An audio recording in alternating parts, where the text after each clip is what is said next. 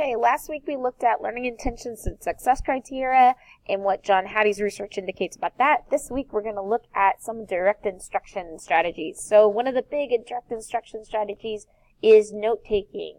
So we all have had that where students just try to copy word for word what's on the board. So we do have to delineate the difference between copying what's on the board versus students summarizing key concepts. And you'll see right here has that desired effect of 1. Anything this beautiful dark green area is the area of growth of student outcomes and opportunities.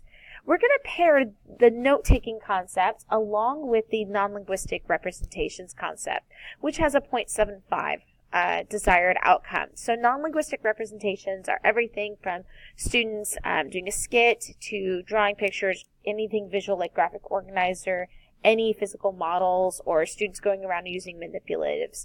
So I'm just going to show you real quick one awesome technology tool that you might not know about. On PCs, there's a website that you can go to called the AWW app, AWW-APP. So it's a web whiteboard, and then it's app. So it's extremely, I'm sorry, I'm doing shapes. Let me get off of shapes. I'm going to go back to pencil.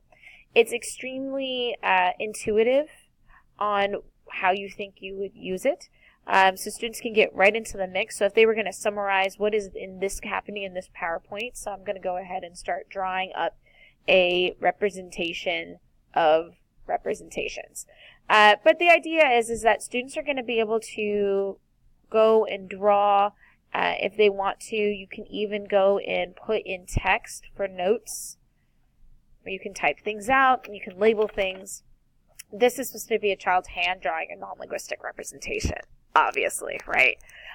So once you're done with it, students can export, and they can export it either as a PDF, as an image. They can then go submit it into Schoology. If you are on an iPad, Doodle Buddy is one of the best little apps that we have. It's free. It's got a couple really cute stamps, but if you use it purely, there we go, I'll show you what it looks like. There we go. If you use it purely for drawing, you can see here's where someone has drawn and used shapes, and you can use it right with your fingers. Students can also use this on their own phones if they want to have it. So that's a little bit quick tips of note-taking to summarize non-linguistic representations. Quick exit ticket before you leave. Draw something that represents the big concepts from today. Kind of, mix it up a bit.